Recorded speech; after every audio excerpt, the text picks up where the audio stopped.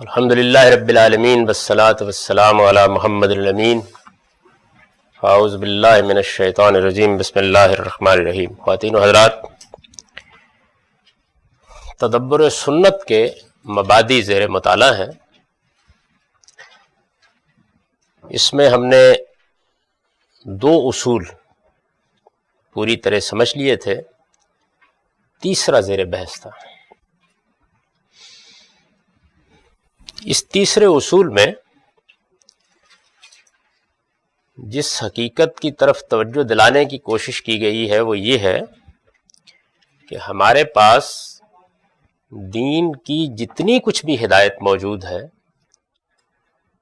وہ جس طرح رسالت مآب صلی اللہ علیہ وسلم سے ہم کو میسر آئی ہے، اسی طرح قرآن مجید سے بھی میسر آئی ہے.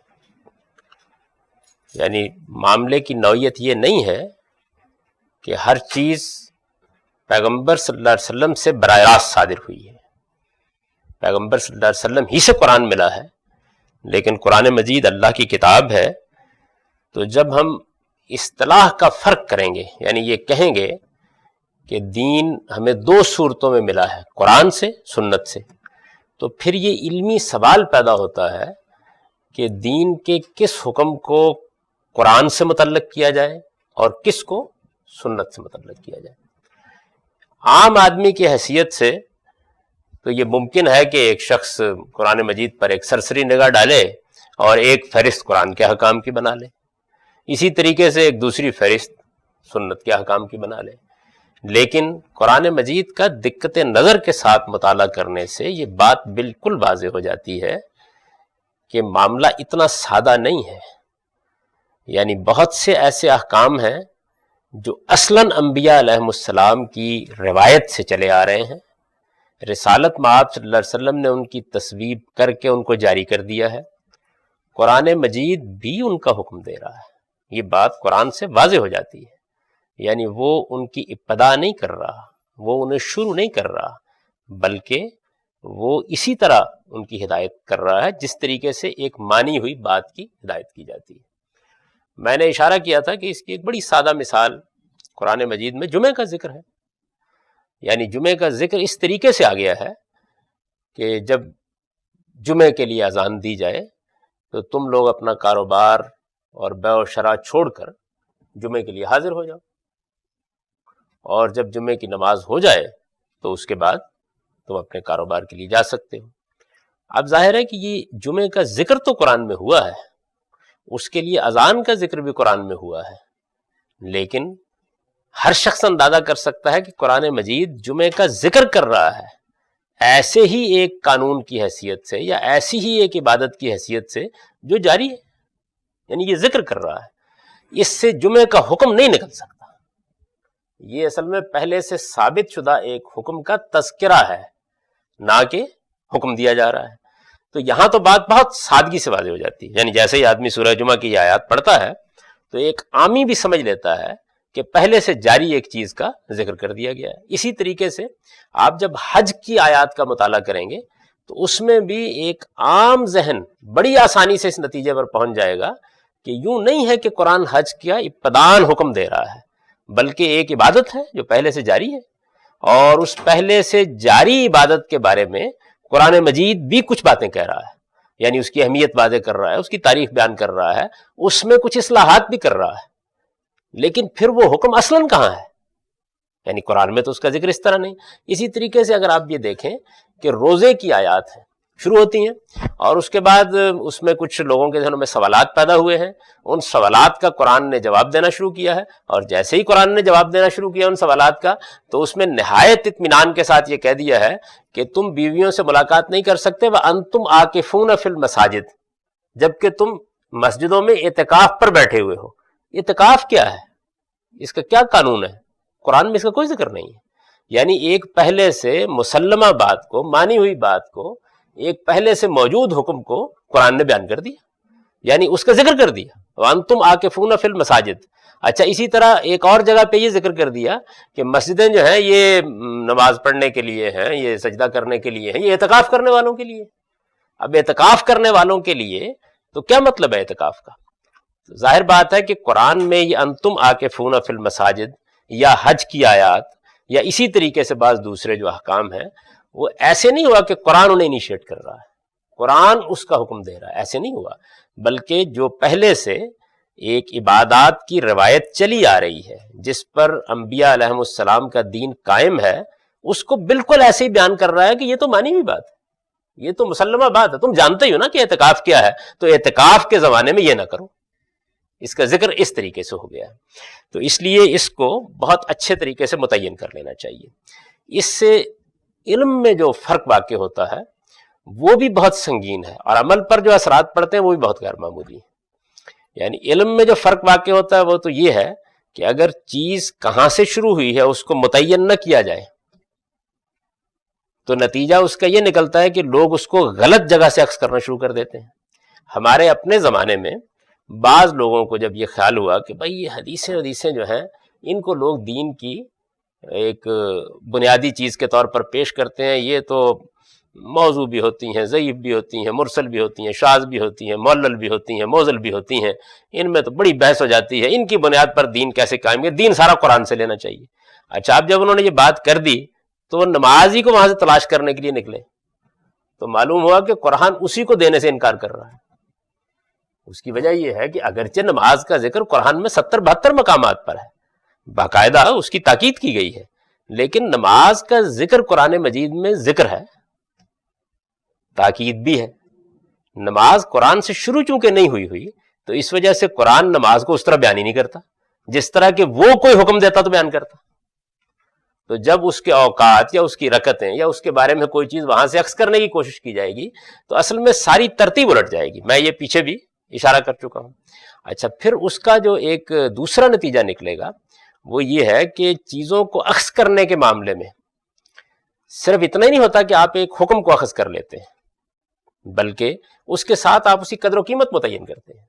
چنانچہ آپ دیکھیے کہ مثلا احناف نے یہ اصول قائم کر لیا کہ نماز کے کسی جزو کا ذکر اگر قرآن میں آ گیا ہے تو وہ فرض ہو جائے گا۔ اب آپ کبھی ان کے ہاں ان کی کوئی فقہ کی کتاب اٹھائیں اور اس میں سے یہ دیکھیں تو وہ بتائیں گے نماز میں فرائض کیا ہیں۔ اچھا، دلیل کیا ہے؟ وہ چیزیں جن کا قرآن میں ذکر آیا ہے، درا حالانکہ قرآن میں ان کا ذکر فرائض کے طور پر آیا ہی نہیں۔ اب یہ دیکھیے نا کہ عملی لحاظ سے نماز میں ضروری اور غیر ضروری کی ساری تقسیم بالکل خراب ہونا شروع ہو گئی۔ یعنی علمی لحاظ سے جو اثر پڑا وہ پہلے میں نے عرض کر دیا، عملی لحاظ سے اثر پڑا جو میں نے بیان کر دیا آپ کے سامنے۔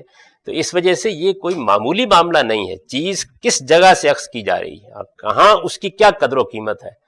دین میں صرف یہ نہیں طے کرنا ہوتا کہ یہ حکم ہے، یہ طے کرنا ہوتا ہے کہ حکم کی حیثیت کیا ہے۔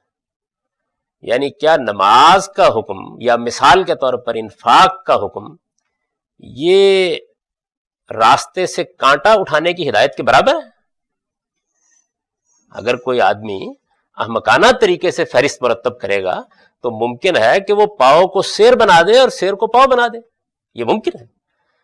تو یہ جو صورتحال ہے یہ پورے دین کے نظام کو درہم برہم کر دیتی ہے۔ اس کا اثر علم پر بھی پڑتا ہے، عملی زندگی پر بھی پڑتا ہے۔ وہ چیزیں غیر معمولی طور پر اہم ہو جاتی ہیں جن کی کوئی دین میں اہمیت خاص نہیں ہے، اور وہ چیزیں غیر اہم ہو جاتی ہیں جو بڑی اہمیت رکھتی ہیں۔ آپ اب دیکھیے ہماری ہم مسجدوں میں جو دین ہے، تو اگر آپ دین کے معاملے میں سخت بے پرواہ ہیں، آپ کو کوئی معلوم نہیں ہے کہ دین کی اخلاقی ہدایات کیا ہیں، آپ کو کچھ خبر نہیں ہے کہ دین کے اندر کن چیزوں کو حرام اور کن کو حلال قرار دیا گیا ہے، عملی زندگی میں، معیشت میں، سیاست میں، معاشرت میں کیا کیا احکام ہیں جو بڑا وزن رکھتے ہیں اور جن پر اصل میں ساری اسلامی زندگی کا انحصار ہے، یہ کچھ معلوم نہیں۔ لیکن مثال کے طور پر اگر آپ کی داڑھی پوری ہے اور آپ کی شلوار ٹھیک ٹخنوں سے اوپر ہے تو آپ امام ہیں۔ وجہ کیا ہے؟ وجہ یہ ہے کہ یہ نہیں معلوم کیا گیا کہ یہ جو احکام ہیں ان کی قدر و قیمت کیا ہے۔ اس وقت یہ میں موضوع نہیں بنا رہا کہ احکام ہے یا نہیں، یعنی ان کی قدر و قیمت کیا ہے۔ اگر یہ معلوم ہو جائے کہ یہ کہاں سے انیشیٹ ہوئے ہیں، قرآن سے ہوئے ہیں، تو قرآن میں ان کا ماخذ کیا ہے، تو ظاہر ہے کہ پھر اس کی قدر و قیمت بھی متعین ہو جائے گی نا۔ یعنی پھر یہ زیادہ دیکھا جائے گا کہ کسی آدمی کا اخلاقی رویہ کیا ہے، وہ پورے دین کے بارے میں کیا نقطہ نظر رکھتا ہے، وہ علمی لحاظ سے دین کو کس طرح دیکھتا ہے، وہ عملی لحاظ سے کس طرح. بدترین متعصب ہوگا آدمی، دین کے بارے میں بالکل جاہل مطلق ہوگا، اس کو کچھ معلوم نہیں ہوگا کہ کیا چیز جو ہے وہ کیا حیثیت رکھتی ہے، دین کی بنیادیں اس نے ڈالی ہوں گی اپنی انفرادی اور اجتماعی زندگی میں. یہ دو تین چیزیں ہیں جو اصل میں تقوی کی علامت. وجہ کیا ہے؟ وجہ وہی ہے کہ عملی لحاظ سے چیز کیا ہے، کہاں سے شروع ہوئی ہے، اور اس کی کیا قدر و قیمت ہے، یہ واضح نہیں ہے لوگوں کے اوپر. تو اس وجہ سے اس کو کوئی معمولی چیز نہ سمجھیے، یہ علمی لحاظ سے بھی ایک غیر معمولی معاملہ ہے اور عملی لحاظ سے بھی بڑی اہمیت کا معاملہ ہے. کیونکہ اگر یہ پتہ نہیں ہے تو پھر احکام کی فہرست آپ کو ملے گی فقہی کتاب میں، یہ نہیں پتہ چلے گا کہ وہ احکام کی فہرست اصل میں ہے کیا، اس کا ماخذ کیا ہے، وہ اٹھی کہاں سے ہے، اس میں کیا چیز اہم ہے، کیا غیر اہم ہے، یہ معلوم نہیں ہوگا. کس چیز کی قدر و قیمت رائی کے برابر ہے اور کس چیز کی قدر و قیمت پہاڑ کے برابر ہے. آپ پربت کو رائی بنائیں گے اور رائی کو پربت بنا دیں گے. آپ ایک بڑی غیر معمولی چیز کو وہاں کھڑا کر دیں گے کہ جو دین میں اس کا مقام نہیں ہے. یعنی یہ صورتحال اس کے بعد ہو جائے گی.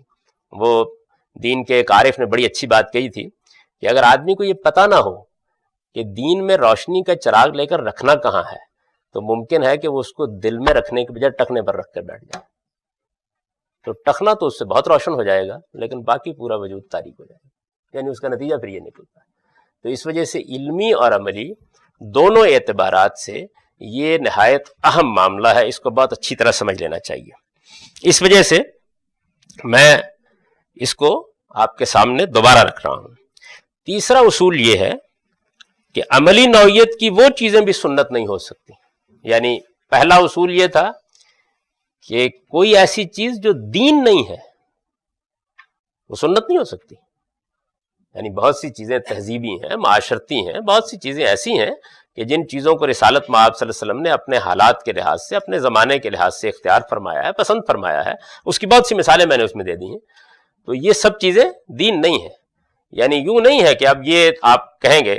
میرے ایک بہت عزیز دوست ہیں اور فاضل آدمی ہیں، یہ جب حصہ اشراق میں چھپا تو انہوں نے مجھے خط لکھا کہ کیا یہ نہ مان لیا جائے کہ وہ چیزیں جو دین ہیں وہ تو دین ہیں، ان کو تو اختیار کرنا ہوگا آدمی کو، لیکن باقی جتنی چیزیں ہیں یعنی جو معاشرتی چیزیں ہیں، جو تہذیبی چیزیں ہیں، مثلا کھجور کھانا ہی ہے، مثلا لباس پہننا ہی ہے، تو یہ محمود ہوں گی.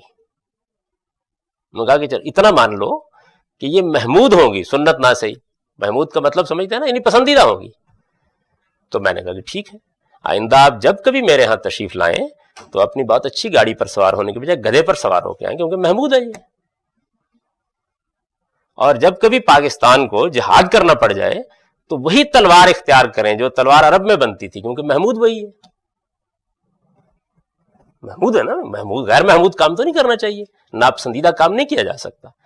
تو اصل میں لوگ اس کے اثرات کہاں پہنچتے ہیں اس کا اندازہ نہیں کرتے. وہ چند چیزیں اپنے انتخاب کی لے لیتے ہیں جو ذرا بے ضرر سی ہوتی ہیں، اور باقی چیزوں کے بارے میں سوال کیا کہ نہیں ہوتا. میں نے کہا یہ آپ بڑی شاندار مسجد نبی بنا رہے ہیں، ان دنوں بن رہی تھی، تو محمود تو یہی تھا نا کہ پھر ان کھجور کی ٹہنیوں کو رہنے دیتے. یہ تو حضرت عمر نے بھی نہیں رہنے دی، حالانکہ رسالت میں آپ صلی اللہ علیہ وسلم کے زمانے میں تو ایسی بنائی گئی تھی. تو اس وجہ سے محمود اور غیر محمود کا بھی کوئی سوال نہیں ہے، پسندیدہ اور غیر پسندیدہ کا بھی کوئی سوال نہیں ہے. پہلا مسئلہ یہ ہے کہ اس کو دین ہونا چاہیے. دین میں پھر وہ چیز فرض بھی ہوگی، واجب بھی ہوگی، پسندیدہ بھی ہوگی، ناپسندیدہ کے درجے کی بھی ہوگی، وہاں کیٹیگریز ہوں گی اس کی. لیکن جو چیز یہ نہیں ہے اس کے بعد اگر اس کو کسی درجے میں بھی گوارا کیا جائے گا تو کوئی نہ کوئی بدعت دین کے اندر داخل ہو جائے گی. اور اگر آپ کسی درجے میں بھی یہ کہتے ہیں کہ یہ دین میں پسندیدہ چیز ہے، حالانکہ وہ دین ہی نہیں ہے سرے سے، تو اصل میں آپ احداث فی الدین کے جرم کا ارتکاب کر رہے ہیں. دین میں ایک نئی چیز داخل کر رہے ہیں. دین میں سے نہ کوئی چیز نکالی جا سکتی ہے اور نہ کوئی چیز اس طرح کی بے معنی استدلال کی بنیاد پر داخل کی جا سکتی ہے. اس کو پہلے ثابت ہونا چاہیے کہ رسالت مآب صلی اللہ علیہ وسلم نے اسے دین قرار دیا ہے. تو پہلی چیز یہ. اور دوسری چیز یہ کہ چونکہ سنت ہے، لفظ پیغمبر نے بھی بولا ہے، ہم نے بھی اختیار کیا ہے، تو لفظ کو تبدیل کر لیجئے. اگر یہی لفظ بولنا ہے تو پھر یہ عملی چیزوں کے بارے میں بولا جا سکتا، یعنی یہ عقائد کے بارے میں نہیں بولا جا سکتا، ایمانیات کے بارے میں نہیں بولا جا سکتا، تاریخی روایات کے بارے میں نہیں بولا جا سکتا. اور ایسا ہی ہے، یعنی ہمیشہ سے ہم اس کو اسی طرح بولتے ہیں.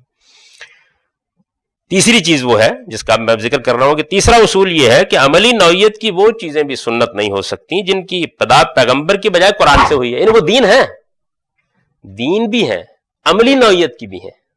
پہلی دونوں جو چیزیں ہیں وہ پوری ہو رہی ہیں، لیکن ان کی ابتدا قرآن نے کی ہے، پیغمبر نے نہیں کی. تو اب ظاہر ہے کہ جب ہم بیان کر چکے یہ کہ دین ہمیں دو صورتوں میں میسر ہوا ہے، قرآن اور سنت، تو پھر اس کو سنت کی کیٹیگری میں کیسے رکھا جا سکتا؟ اس کی ابتدا قرآن نے کی ہے تو وہاں آ جائے گی. قرآن نے ابتدا کر دی، اب رسالت میں آپ صلی اللہ علیہ وسلم اس کے بارے میں کوئی بات فرماتے ہیں، اگر محض بیان کر رہے ہیں تو اس کا بیان ہے، اس کا بیان ہے، یعنی وہ قرآن کے اس حکم کا بیان ہے. آپ کو مل جائے گا، حدیث میں بھی مل جائے گا. رسالت میں آپ صلی اللہ علیہ وسلم نے اس کے بارے میں کوئی وضاحت کر دی تو یہ قرآن کی تفہیم اور تبیین ہے، سنت نہیں ہے. یعنی قرآن کی آپ شرح فرما رہے ہیں، وضاحت کر رہے ہیں. اس کے لیے موضوع لفظ یہ ہے. حضور صلی اللہ علیہ وسلم نے خود کسی چیز کو سنت قرار دیا یا قرآن نے کوئی حکم دیا اور آپ نے اس پر عمل کا بہت اچھا، بہت اعلیٰ نمونہ پیش کر دیا. یہ اسوہ حسنہ ہے، آپ کا نمونہ ہے. سنت تو وہ چیز قرار پائے گی جو دین کی حیثیت سے پہلی مرتبہ ابتدان پیغمبر سے انیشیٹ ہوئی، یعنی اس کو اس کیٹیگری میں رکھا جائے گا. تو تیسرا اصول یہ ہے کہ عملی نوعیت کی وہ چیزیں بھی سنت نہیں ہو سکتی جن کی ابتدا پیغمبر کی بجائے، جن کی ابتدا، یہ لفظ ذہن میں رکھیے، قرآن میں ذکر ہونا مقصود نہیں، جن کی ابتدا پیغمبر کے بجائے قرآن سے ہوئی ہے، یعنی وہ انیشیٹ وہاں سے ہوئی ہیں، قرآن نے ان کو کیا ہے. نبی صلی اللہ علیہ وسلم کے بارے میں معلوم ہے، میں نے چند موٹی موٹی مثالیں دے دی ہیں کہ نبی صلی اللہ علیہ وسلم کے بارے میں معلوم ہے کہ آپ نے چوروں کے ہاتھ کاٹے ہیں، زانیوں کو کوڑے مارے ہیں، اوباشوں کو سنسار کیا ہے، منکرین حق کے خلاف تلوار اٹھائی ہے، لیکن ان میں سے کسی چیز کو بھی سنت نہیں کہا جاتا. کوئی بھی نہیں کہتا، درحال ہے کہ یہ سارے کام آپ نے کیے ہیں، کوئی نہیں کہتا. یعنی ہر آدمی یہی کہتا ہے کہ یہ قرآن کا حکم ہے، حضور نے اس پر عمل فرمایا ہے. جی پہلے سے کیا مراد ہے؟ یعنی دین ابراہیمی کی جو روایت عرب میں تھی اس میں نہیں تھی. تو حضور تو اس سے واقف نہیں ہے نا، امی ہے آپ. اس الزام کا جواب دیتے ہیں ہم کہ حضور کو کچھ پتہ نہیں تھا دین کا. اس سے پہلے ما کنت تدری مل کتاب ولا ایمان، خدا کی ہدایت آئی تو آپ کے پاس دو چیزیں تھیں، ایک دین ابراہیمی کی روایت تھی، دوسرا قرآن آ گیا. یا یعنی یہ کہاں تک ہے، اس میں صبر کر لیں، آگے زیر بحث آ جائے گی. پہلے تو اصول سمجھیں.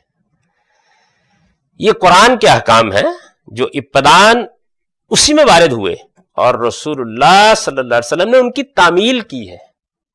یعنی قرآن نے حکم دیا تو آپ نے ان پر عمل کر دیا. تو یہ حضور کی تعمیل ہے، نہ کہ اس کو آپ انیشیٹ کر رہے ہیں.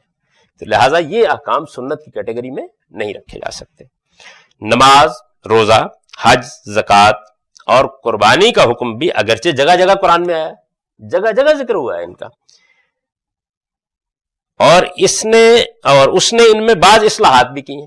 یعنی قرآن نے اس میں بعض ترمیمات کی ہیں، اصلاحات کی ہیں، جو خرابیاں تھیں ان کو دور کیا ہے.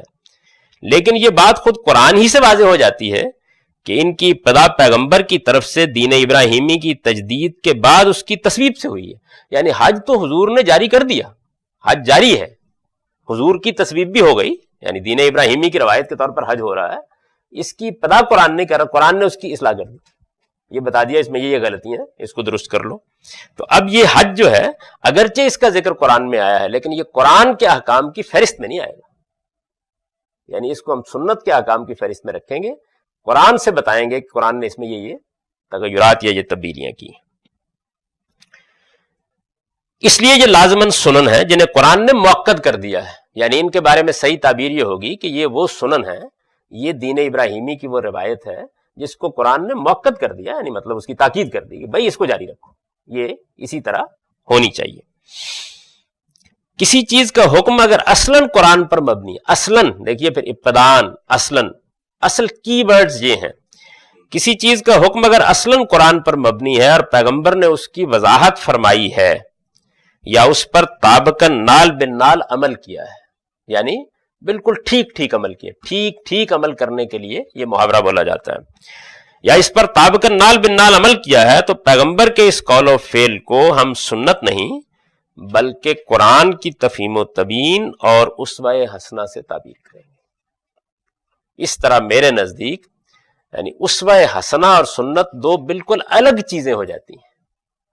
سنت سے مراد وہ دین ہوگا جس کا اصل ثبوت ہی پیغمبر سے ہے یا پیغمبروں سے ہے، اصل ثبوت ہی پیغمبر سے ہے، اور پھر پیغمبر صلی اللہ علیہ وسلم اپنے ہی اس سنت کے طور پر جاری کیے گئے دین پر جب عمل کریں گے، یعنی مثلا حج آپ نے سنت کے طور پر جاری کر دی ہے، تصویب کر دی، اب آپ حج کریں گے تو آپ نے کیسے حج کیا؟ یہ حج میں آپ کا اسوہ حسنہ ہوگا، یعنی آپ نے حج کرنے کا کیا نمونہ پیش کیا، یہ حضور کا اسوہ بن جائے گا۔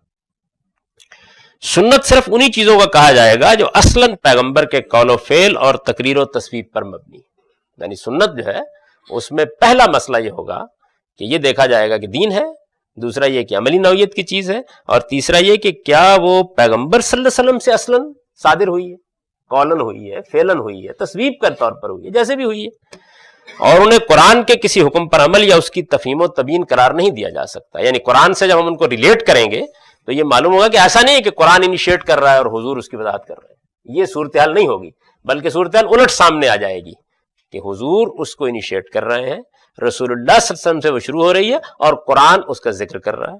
یعنی اس کی بڑی سادہ مثال وہی جمعہ، یعنی جمعے کا کوئی حکم قرآن مجید نے کسی موقع پر یہ نہیں بتایا کہ جمعے کے دن نماز پڑھو، یہ نہیں بتایا کہ اس کے آداب اور رکعتیں کیا ہوں گی، وہ انیشیٹ ہو چکا ہے رسالت مآب صلی اللہ علیہ وسلم سے یا دین ابراہیمی کی روایت کے طور پر، قرآن اس کا ذکر کر رہا ہے۔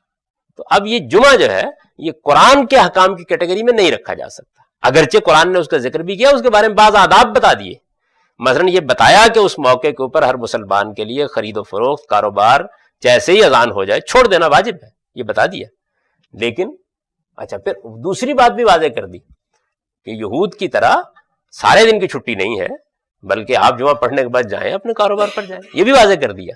لیکن بس یہ جمعے کی جو سنت جاری کی رسالت مآب صلی اللہ علیہ وسلم نے، یہ اس کی تفہیم کہیے، تبیین کہیے، وضاحت کہیے، کسی خاص چیز کا جواب کہیے، کوئی سوال کہیے، کوئی تاکید، جو مرضی کہیے، لیکن یہ انیشیٹ نہیں ہوا قرآن سے۔ یہ تو ایک سادہ مثال ہے جس سے یہ بات سمجھ میں آ جائے گی۔ تو یہ تیسرا اصول ہے۔ اس اصول کے بارے میں ابھی بھی کوئی اگر اشکال ہے تو آپ پوچھ لیجئے، میں رک گیا ہوں تاکہ آگے بڑھنے سے پہلے یہ بات واضح ہو جائے کہ کیوں اس اصول پر اتنا زور دیا جاتا ہے۔ اس کے غیر معمولی اثرات ہوتے ہیں، یعنی چیز کہاں سے شروع ہوئی ہے وہ جب پتہ چلے گا کہاں سے شروع ہوئی ہے تو اصل میں وہ ٹھیک سمجھ میں بھی آئے گی، یہ اس کا علمی پہلو ہے، وہ عمل کے لحاظ سے اپنی قدر و قیمت بھی متعین کرے گی۔ جی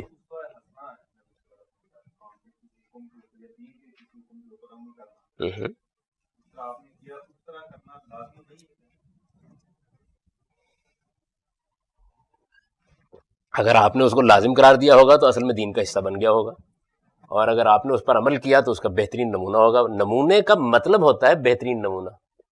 اسوہ حسنہ کا لفظ جو ہے اس کا مطلب کیا ہے؟ اس کا مطلب ہے بہترین نمونہ۔ بہترین نمونہ کبھی واجب نہیں ہو سکتا۔ بہترین نمونہ کا مطلب یہ ہوتا ہے یہ تمہارا آئیڈیل ہے، اس تک پہنچنے کی کوشش کرو۔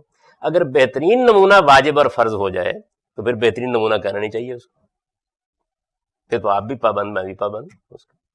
اسوہ حسنہ کا مطلب ہے کہ کسی حکم پر نماز ہے تو فرض میں بھی ادا کرتا ہوں، آپ بھی ادا کرتے ہیں۔ حضور نے اس نماز کو کتنی خوبی کے ساتھ پڑھا، آپ کہتے ہیں حضور نے اس خوبی کے ساتھ پڑھا، اب آپ کہتے ہیں یہ واجب ہے اس خوبی کے ساتھ پڑھنا، تو پھر تو مسئلہ ہی ختم ہو گیا نا، پھر تو ایک ہی صورت رہ گئی۔ اس کو پھر اسوہ حسنہ نہ، اسوہ ہی نہ کہیے، اس کا مطلب ہوتا ہے نمونہ، آئیڈیل، یعنی اس کی بہترین مثال جو ہے وہ یہ ہے آپ کے سامنے۔ تو لفظ ہی اس سے اباع کرتا ہے کہ اس سے کوئی چیز آپ واجب قرار دے دیں۔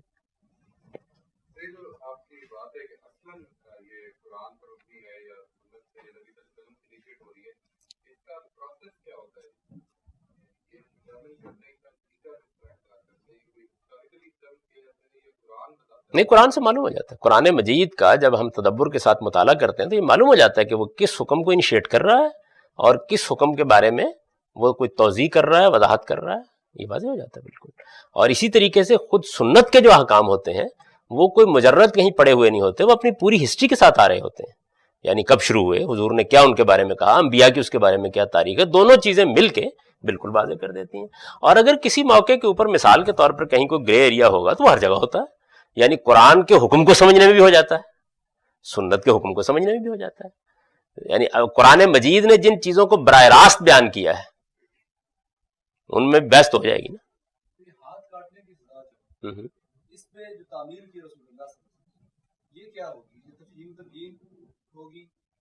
اگر تو محض تعمیل کر دی ہے، یعنی جیسے حکم دیا گیا عمل کر دیا، تو بس تعمیل ہو گئی، یعنی جیسے آپ قرآن کے کسی حکم کے اوپر تعمیل ہو گئی۔ اگر اس تعمیل کو کرتے وقت آپ نے اس میں خوبیاں پیدا کر دی تو اب اس وقت سامنے آ گیا۔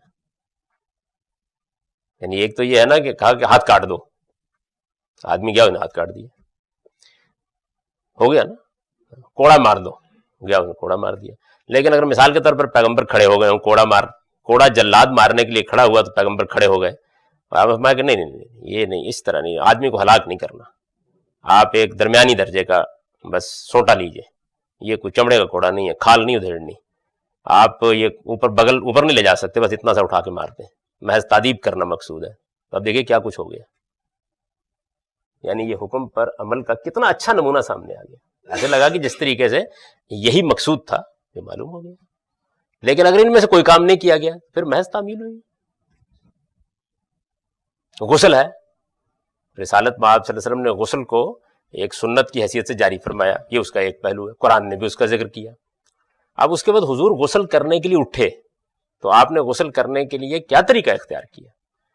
تو اگر آپ غور کر کے دیکھتے ہیں کہ یہ طریقہ بڑا پاکیزہ اور بہت ہی اچھا طریقہ ہے، اس کے اندر اصل میں غسل کے سارے پہلو پوری طرح ہو گئے ہیں، تو یہ غسل میں حضور کا اسوہ حسنہ ہو جائے گا، اس میں کوئی اضافہ نہیں ہوا کسی بات پر، یعنی اسی کام کو کرنے کا بہترین طریقہ ہمارے سامنے آ گیا۔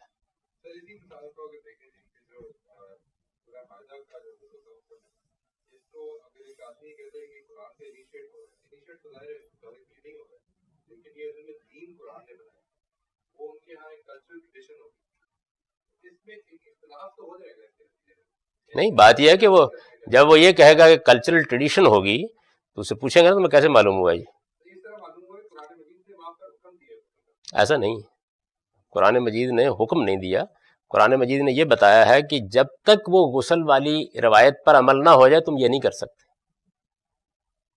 قرآن کے الفاظ بتا رہے ہیں کہ حکم نہیں دے رہا، ورنہ اسے یوں کہنا چاہیے تھا کہ جب تمہیں جنابت لائق ہو جائے تو غسل کرو، یہ قرآن میں کہیں نہیں۔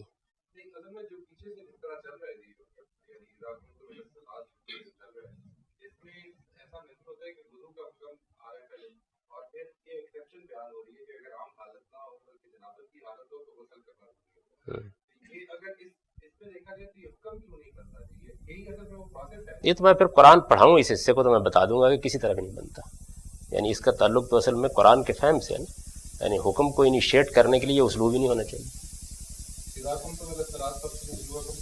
نہیں ہونا چاہیے، اس کے لیے بالکل دوسرے اسالیب ہوں گے بات بیان کرنے کی۔ ایک بات، دوسری جانب یہ ہوگا کہ غسل کے بارے میں جو آدمی یہ کہتا ہے یہ کلچرل ٹریڈیشن سے، یہ معلوم نہیں ہے کہ یہ تو ساری کی ساری ابراہیمی روایت کے اندر بلکہ تورات میں بھی موجود ہے، تو اس سے آنکھیں بند کر کے تو قرآن کو نہیں سمجھا جائے گا۔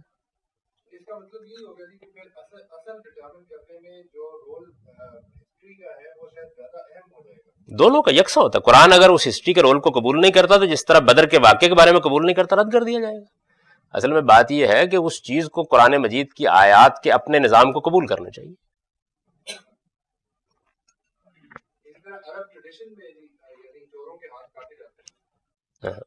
لیکن دین کے طور پر نہیں، بالکل ایسے ہی معلوم ہو جاتا ہے نا، یعنی بات یہ کہ یہ واضح ہو جاتا ہے، قرآن مجید کے حکم دینے کے انداز سے بھی واضح ہے، دونوں چیزیں ایک دوسرے کو کنٹریبیوٹ کرتی ہیں، یعنی یہ معلوم ہو جاتا ہے کہ ادھر وہ چیز بطور سنت اسٹیبلش نہیں ہے اور ادھر قرآن کا بات کرنے کا انداز بتا رہا ہے کہ انیشیٹ کر رہا ہے، دونوں چیزیں جب مل جاتی ہیں تو آپ ایک حتمی اور قطعی نتیجے پر پہنچ جاتے ہیں۔ فرض کر لیجیے نہیں پہنچے تو زیادہ کیا ہوگا، یعنی حکم آپ کے نزدیک سنت کی کیٹیگری کے اس کے قرآن میں آ جائے گا اور میرے نزدیک وہیں پڑا رہے گا، وہ فرق نہیں پڑتا۔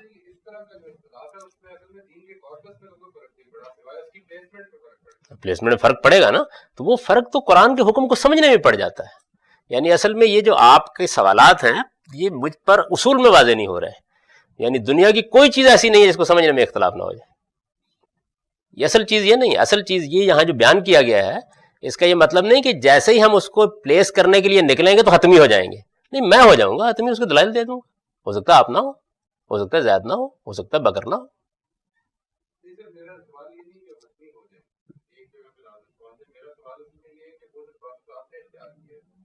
اگر اس کو بھی اختیار کر دیا جائے تو وہ بتایا جائے گا نا کہ کس طریقے سے ہم اصل ڈٹرمن.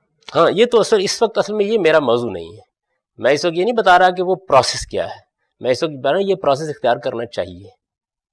یعنی آپ کیسے نتیجے پہ پہنچیں گے، یہ تو اصل میں ایک عمل ہے کہ ایک چیز کو لیا جائے اور لے کر اس کو کیا جائے. یہ تو وہاں ہوگا جہاں ہم اصل میں یہ کام کر رہے ہوں گے. مثلا جب ہم جائیں گے عبادات میں تو یہ کام کریں گے، جب ہم جائیں گے آداب و شاعر میں تو یہ کام کریں گے، جب ہم جائیں گے قرآن کے احکام میں تو یہ کام کریں گے. یہاں تو یہ بتانا مقصود ہے کہ دیکھو بھائی یہ موٹی موٹی مثالیں ہیں، ان سے یہ بات سمجھ لو. نازک چیزیں یہاں زیر بحث نہیں لائی جا سکتی، اس لیے کہ یہاں ہم اس کو اپلائی نہیں کر رہے ہیں، یہ بتا رہے ہیں کہ دیکھو یہ موٹی چیز ہے، اس سے یہ فرق پڑتا ہے، یہ کرنا ہے، یہ کام کرنا ہے. اب کرنے کا عمل یہ بالکل الگ چیز. یعنی جیسے ہم نے قرآن مجید کے بارے میں پڑھا کہ قرآن مجید کو سمجھنے میں ان اصولوں کو ملحوظ رکھنا ہے. اب ان اصولوں کو جب ہم اپلائی کریں گے تو قرآن پڑھتے ہوئے کریں گے نا. یعنی اس میں ہو سکتا ہے کہ اپلیکیشن میں ایک بات کو میں اپلائی کروں تو اس کا نتیجہ اور نکلے، اور مولانا امین حسن اپلائی کریں تو نتیجہ اور نکلا. یہ تو ختم نہیں ہو سکتا معاملہ. لیکن یہ اپلیکیشن ہے. جب آپ اصول بیان کرتے ہیں تو آپ اصل میں موٹی مثال دیتے ہیں تاکہ آدمی کی سمجھ میں فرق آ جائے. نازک چیزیں تو اپلیکیشن ہی میں سمجھ میں آئیں گی. یعنی مجھ کو خود 10 سال میں یہ سمجھ میں آیا تھا کہ قرآن وضو کو انیشیٹ نہیں کر رہا، 10 سال میں سمجھ میں آیا تھا. تو اب ظاہر ہے کہ اس میں آپ کو بھی اجاز کرنا پڑے گا.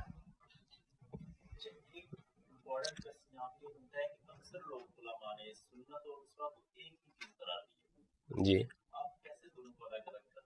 یہ کوشش تو میں نے کر ڈالی ہے. یعنی اس کے اوپر بہت دراز نفسی سے کام لے کر یہ بتایا ہے کہ ایسے الگ کروں گا. یعنی یہی میں نے بتایا ہے کہ ایسے الگ کروں گا کہ جس چیز کو رسالت مآب صلی اللہ علیہ وسلم نے ابتداً دین کی حیثیت سے جاری کیا ہے اس کو الگ کروں گا. جب اس کو جاری کرنے کے بعد حضور اس پر عمل کریں گے تو اس کو الگ کروں گا. یہی بتانے کی کوشش کی. ابھی اس کی ایک بڑی سادہ مثال دی ہے کہ دیکھیے قرآن مجید نے ایک حکم دیا چور کے ہاتھ کاٹنے کا یا زانی کو کوڑے مارنے کا، تو حضور نے عمل کرتے وقت اگر یہ چیزیں ملحوظ رکھ لی ہیں تو ان کو کہاں کیٹیگرائز کریں گے؟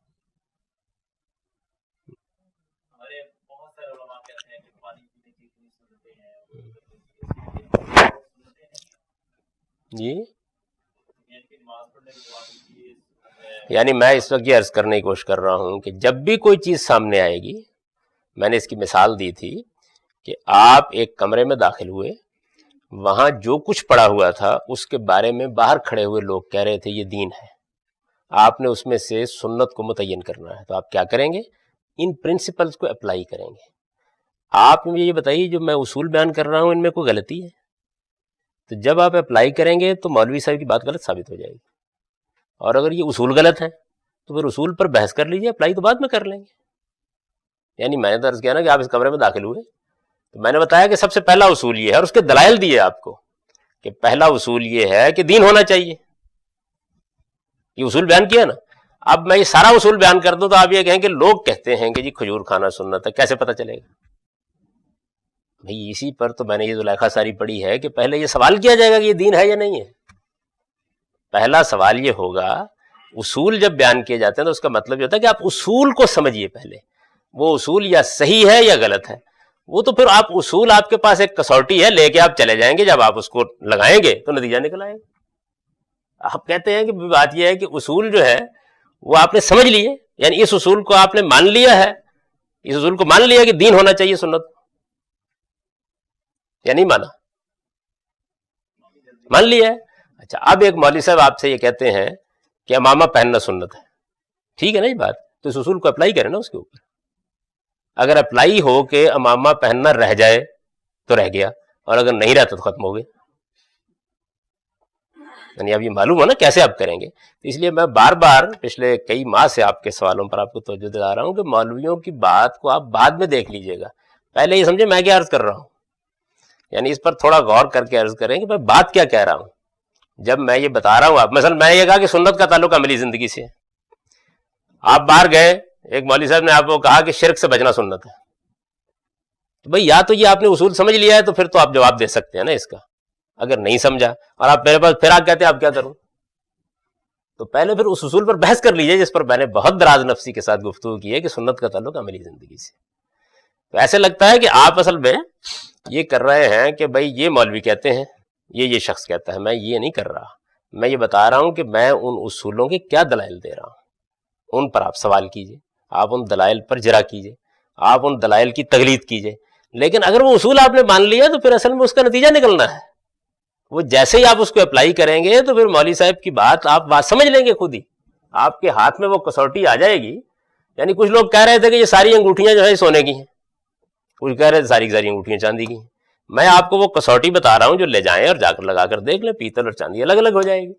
اب اگر آپ کے نزدیک وہ کسوٹی ہی ٹھیک نہیں ہے تو حاضر ہوں نا میں اس کے بارے میں، لیکن اپلائی کرنے کا جو عمل ہے یہ تو اصل میں بعد میں ہونا ہے. میں نے تو کیا کیا ہے کہ موٹی مثالیں لے کر ان پر اپلائی کر کے دکھا دی، اور اصول بیان کرتے ہوئے کبھی نازک مثال زیر بحث نہیں لاتے، اس لیے کہ نازک مثالیں جو ہیں وہ تو اصل میں پھر سمجھنے کی ہوتی ہیں. وہ مقامات ہوتے ہیں جن مقامات پر غور و فکر اور تدبر کرنا پڑتا ہے. موٹی مثال کیا ہے، کیٹیگرائز ہو گئی بات، اب اس کو اپلائی کریں گے. اپلیکیشن میں پھر اختلافات ہوں گے، ہمیشہ ہوتے ہیں. تو یہ میری بات واضح ہو گئی یا مزید واضح کروں؟ تو اصول کو آپ پہلے پوری کانسنٹریشن سے سمجھیے. تھوڑی دیر کے لیے مولوی صاحب وہ بھول جائیے اور یہ سمجھیے کہ میں جو اصول بیان کر رہا ہوں وہ ٹھیک ہے یا غلط ہے. اگر غلط ہے تو بتائیے کیسے غلط ہے. مثلا میں نے یہ اصول بیان کیا نا کہ بھائی قرآن سے انیشیٹ ہوا ہے حکم تو پھر اس کو سنت کی کیٹیگری میں نہیں رکھا جائے گا. کوئی ہو گیا نا. میں نے یہ بتایا آپ کو کہ دیکھیے اسوہ حسنہ کیسے اور سنت میں ڈیفرینشیٹ کریں گے. یعنی پہلے یہ بتائیں گے کہ اچھا یہ حکم رسالت میں آپ صلی اللہ علیہ وسلم نے دین کی حیثیت سے جاری فرمایا ہے، یہ ہو گیا تو یہ تو سنت سے حکم ثابت ہو گیا. اب حضور بھی تو عمل کریں گے نا اس پر، تو عمل کیا ہوگا؟ یا محض تعمیل ہو رہی ہوگی یا اس میں آپ کوئی بہت اعلیٰ نمونہ اس کا پیش کر دیں گے. تو ظاہر ہے کہ اس میں حسنہ کا لفظ اسی کے لیے بولنا چاہیے، وہ پھر حضور کا نمونہ ہے.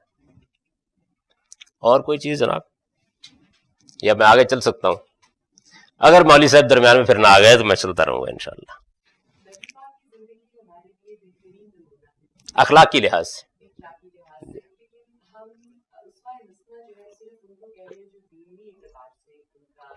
سارا اخلاق دین ہے.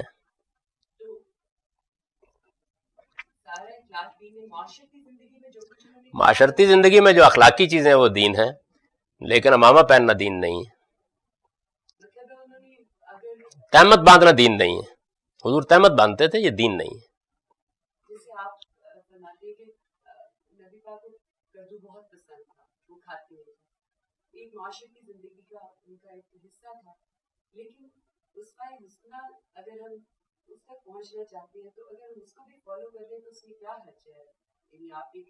ابھی وہ میں نے حرج بتایا ہے کہ پھر اس کے بعد تو تلوار سے لڑنا چاہیے نا، پھر کوئی اسلحہ نہیں بنانا چاہیے. اس لیے کہ حضور کا اسوہ حسنہ تو بہترین نمونہ ہے، پھر بہترین نمونہ تو چھوڑا نہیں جا سکتا نا. اس کی مثال دی میں نے. مسجد میں اینٹ نہیں لگا سکتے پھر آپ، کیونکہ اسوہ حسنہ ہے نا یہ. پھر فوری طور پر یہاں مرد جتنے بیٹھے ہوئے ہیں ان کو کل تہمت باندھ کے آنا چاہیے، اس لیے کہ بہترین نمونہ اس پہ عمل کرنا چاہیے. یہ نتیجے کو آپ فیس کرنے کے لیے تیار ہیں تو میں عرض کر دیتا ہوں. اس لیے صرف دین کے معاملے میں حضور نمونہ ہے، ورنہ اگر حضور کا بہترین نمونہ ہے، ہم کو کہا گیا ہے کہ تمہارے لیے پیغمبر میں نمونہ ہے، تو پیغمبر میں یہ نمونہ اگر تیر چلانے میں ہے تو پھر بندوق کیسے بنائی جا سکتی ہے؟ بھائی بندوق بنانا پھر ایک اصل میں دوسرے درجے کا عمل ہے، غلط کر رہے ہیں پھر آپ. یعنی زیادہ کہیں گے کہ جائز تو ہے بندوق بنانا، لیکن اصل جنگ تو پھر تلوار ہی سے ہوگی، کیونکہ بہترین نمونہ تو وہی ہے. تو یہ کوئی معمولی چیز نہیں ہے. یعنی اصل مسئلہ یہ کدو آپ کو بڑا بے ضرر نظر آتا ہے نا، لیکن بات جب اصول میں ہوگی تو ہر جگہ اپلائی ہو جائے گی. پھر اگر کدو کھانا یہ سنت ہے تو تلوار سے جنگ کرنا کیوں سنت نہیں ہے؟ یہ مجھے سمجھا دیں، یعنی فرق واضح کر دیں اس کا. تہمت باندھنا پھر کیوں سنت نہیں ہے بتائیں؟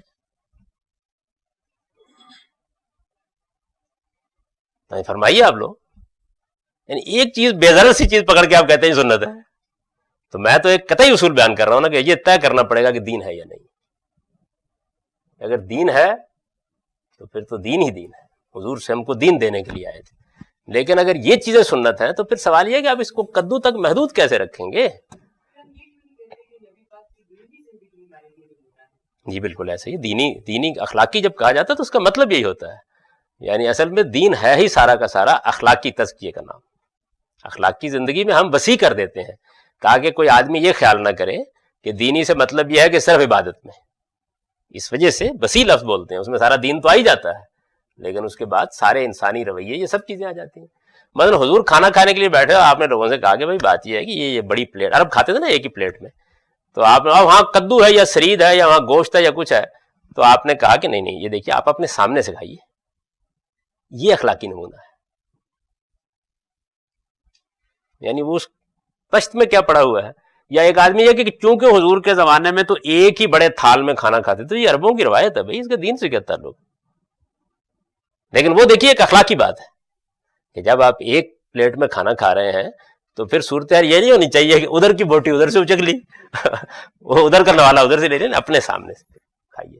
یعنی یہ تہذیب ہے, یہ ثقافت ہے, یہ ایک مہذب بنانے کا عمل ہے, یہ اخلاقی رویہ ہے. کتنی چھوٹی سی بات بھی جو ہے وہ ایک بہترین نمونہ بن جاتی ہے, لیکن کدو نہیں بن سکتا. اگر بنتا ہے تو پھر میرے کچھ سوالات ہیں, میں رک جاتا ہوں, میں پوچھتا ہوں, جواب دیں ان کا.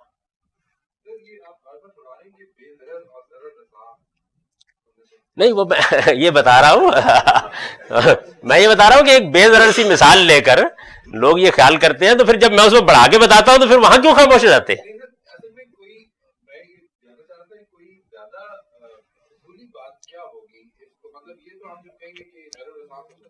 نہیں وہ اصولی بات تو میں نے کر دی نا, وہ میں کر کے آ گیا ہوں, اس میں آپ موجود نہیں تھے.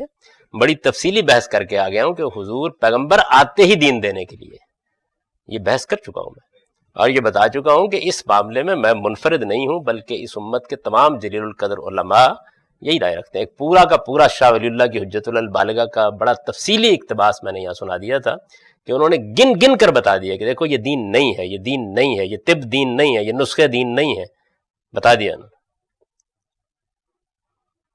یہ میں بحث چونکہ کر چکا ہوں, تو اس لیے مجبوری یہ ہے کہ اس وقت میں چوتھا اصول پڑھ رہا ہوں. تو اور اگر آپ چاہتے ہیں پہلے پر چلا جاؤں تو میں چلا جاتا ہوں, لیکن لوگ جو حشر کریں گے آپ کا. جی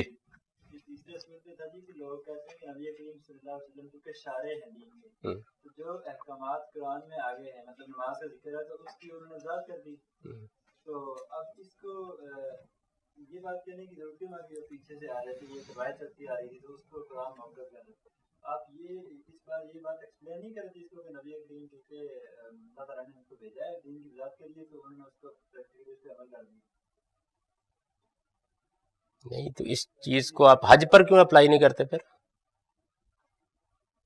وہاں کیوں نہ کہا جائے کہ قرآن نے حج کا حکم دیا اور رسول اللہ نے حج کر کے دکھا دیا. اعتکاف میں بھی یہ بات کیوں نہ کہی جائے, جمعے میں بھی کیوں نہ کہی جائے. یعنی وہاں جمعے میں تو حکم ہی نہیں ہے سرے سے, وہاں کیا کریں گے. یعنی جی نہیں آپ بتائیے نا, جمعے کی آیت تو میں پڑھ دیتا ہوں نا, اس پہ بتائیے. یعنی جمعے کا حکم دکھائیے نا قرآن میں کہاں ہے. قرآن تو یہاں سے شروع کر رہا ہے, اذا نودی للصلاۃ من یوم الجمعۃ فاسعوا الی ذکر اللہ. جب جمعے کے دن اذان دی جائے تم یہ کیا کرو. اس کا مطلب جمعہ بھی طے ہے, اس کی نماز بھی طے ہے, اس کی اذان بھی طے ہے, اس کا خطبہ بھی طے ہے. یہ کس نے طے کیا؟ پھر تو یوں ہونا چاہیے تھا نا کہ پہلے قرآن یہ کہتا کہ جمعہ پڑھو, اس کے بعد باقی ہونا چاہیے نا, ذکر ہی نہیں. پھر اعتکاف کا کیا کروں گا میں؟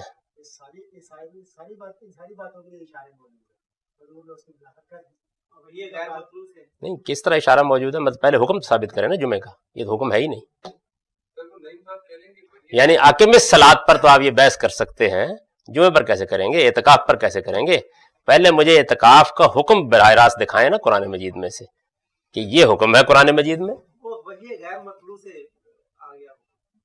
کیا بھائی آ گیا تو پھر سنت میں چلا گیا نا, پھر وہی بات جو میں کہہ رہا ہوں ہو گئی. میں یہ کب کہہ رہا ہوں کہ نہیں آئے گا, آنے دو نا, لیکن کدھر سے آیا ہے پہلے. وہ کہتے ہیں کہ سارے احکام کو پہلے ادھر سے لے آیا جائے اور پھر تشریح کرا لی جائے. میں کہتا ہوں کہ چلو تھوڑی دیر کے لیے نماز کو چھوڑ دیتے ہیں, حج بتاؤ کیسے لے جاؤ گے, جمعہ بتاؤ کس طرح لے جاؤ گے, اعتکاف بتاؤ کیسے لے جاؤ گے. مجھے اعتکاف کا اور حج کا حکم نکال کے دکھاؤ قرآن مجید میں سے. نہیں ہے قرآن میں تو نہیں, وہی غیر مطلوب. نہیں, ان کا سوال یہ نہیں ہے, ان کا سوال یہ نہیں ہے کہ کہاں ہے, ان کا سوال یہ ہے کہ جس چیز کو قرآن نے بیان کر دیا ہے قرآن سے اس کا حکم مان لیا جائے اور پھر کہا جائے کہ حضور نے تشریح کی ہے. میں یہ کہتا ہوں کہ یہ مجھے اعتکاف میں کر کے دکھاؤ نا, پہلے حکم تو ثابت کرو. یعنی یہ کر دیں نا, پھر ہر چیز میں کر دیں تو بس ختم ہو گئی بات. ہمت کریں اور کر ڈالیں. کس طرح جمعے کا حکم نکال کے دکھائیں مجھے کہاں ہے. ماننا پڑے گا کہ وہ پیغمبر سے انیشیٹ ہو چکا ہے, رسول اللہ صلی اللہ علیہ وسلم نے اس کا اہتمام کرا دیا ہے, اس کے اوپر عمل ہو رہا ہے, اب قرآن اس کا ذکر کر رہا ہے. یعنی اس کے سوا کیا صورت بنتی ہے؟ یا پھر دکھائیں مجھے وہ آیت پڑھیں, آیت پڑھ کے میں بیٹھ جاتا ہوں, آپ آئیں وہ آیت پڑھیں, آپ بتائیں یہ حکم جمعے کا ہے نہیں کہیں بھی. اعتکاف کا بتا دیں کس جگہ حکم ہے قرآن مجید میں. یعنی قرآن مجید نے چلتے چلتے ذکر کر دیا کہ بھائی جب تم اعتکاف میں بیٹھے ہوئے ہو, یہ کیا حکم دینے کا انداز ہے؟ تو اس لیے ایسا ہے نہیں, ہو نہیں سکتا یہ.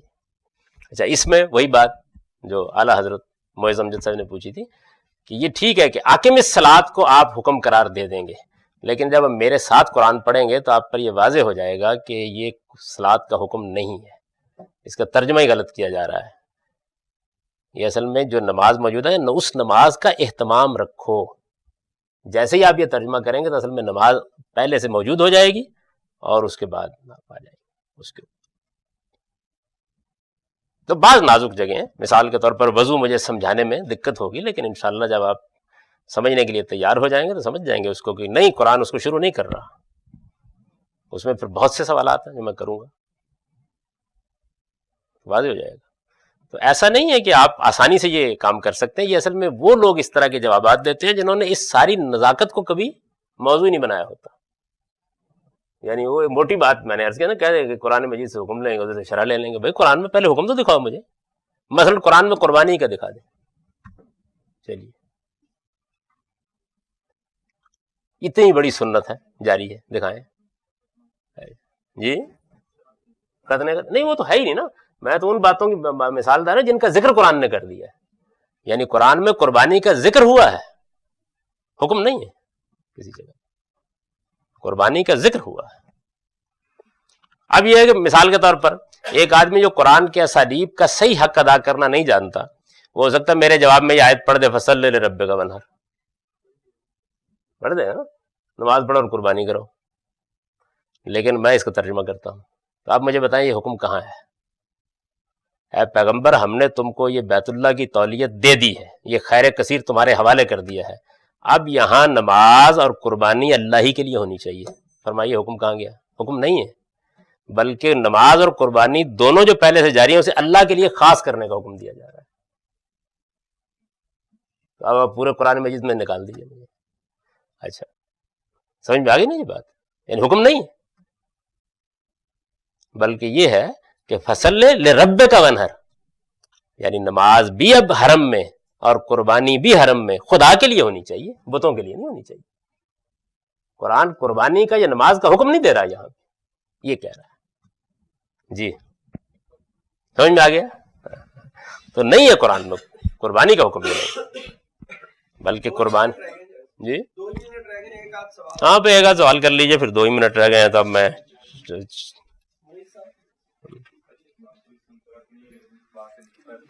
جی جی یہ کہتے ہیں سوال متعلق تو نہیں ہے لیکن اس بات سے تھوڑا سا نکلتا ہے.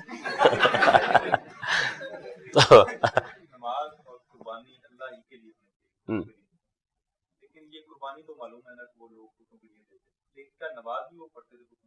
نہیں, نماز جو ہے اس کی بے شمار شکلیں, نمازوں کی قسمیں موجود ہیں کہ جو انہوں نے ہمارے صوفیوں نے کی ہوئی ہیں بہت سی. وہ لوگ بھی بتوں کے لیے جو ڈنڈوت بجا لانے کے یا ان کے سامنے حاضر ہونے کے آداب تھے, ان پر بھی دعا و مناجات کی صورتوں کا اطلاق ہوتا ہے. ہمارے ہاں بھی ابھی بہت سی عبادات جو ہیں وہ مزاروں کے لیے ہو رہی ہیں, وہاں بھی ہوتا ہے. نمازیں بے شمار ان کے یہاں. ویل للمصلین, بربادی ہے ان نمازیوں کے لیے جو حرم کے پروہت ہیں اور اس کے بعد یعنی پکے نمازی تھے, بڑے اہتمام سے پڑھتے تھے, لیکن مانگے کی ایک چیز بھی دینے کے لیے تیار نہیں. تو قرآن نے اس تضاد فکر و عمل کو بیان کیا ہے.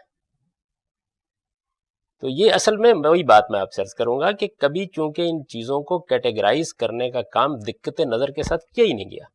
کیا یہ گیا ہے کہ بس قرآن مجید میں ذکر آ گیا, چلو جی قرآن کا حکم ہو گیا. اچھا قرآن میں ذکر نہیں آیا، سنت کا حکم ہو گیا. ایک ایک چیز کو لے کر اس کو باقاعدہ اس کا تتبع کرنا پڑے گا، پھر یہ کیٹیگرائز ہوگا. جیسے ابھی میں نے آپ سے عرض کیا نا کہ قربانی کا ذکر قرآن میں ہے، قربانی کا حکم قرآن میں نہیں ہے. جمعے کا ذکر قرآن میں ہے، جمعے کا حکم قرآن میں نہیں ہے. تو اب جس چیز کا ذکر قرآن میں ہے اور اس کا حکم قرآن میں نہیں ہے تو پھر اس کا حکم کہاں ہے؟ اس کا حکم پھر ظاہر ہے کہ سنت میں ہے، انبیاء کے طریقے میں ہے. یہ دیکھا جائے.